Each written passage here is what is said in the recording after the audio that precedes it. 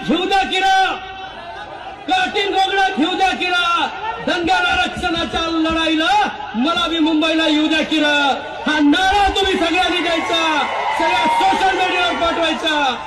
हे सगळ्या ताफा घेऊन मेंढ्या, घोंगडे, काठ्या बांधवानो, आणखीन मेंढ्या आल्या की घोडे काही तर कुस्ती काय थांबणार आहेत का? मग घोडे सोबत घ्यायचे का? ते घोडे आता घोडे पुढे निघाल्यानंतर आता गोट्या बी गावात नाहीत, कुत्रे काय गोटे खेळणार आहेत का? तर राज्य सरकारला हे आपले खंडोबा कुत्रे सुद्धा दाखवायला घेऊन जावं लागेल।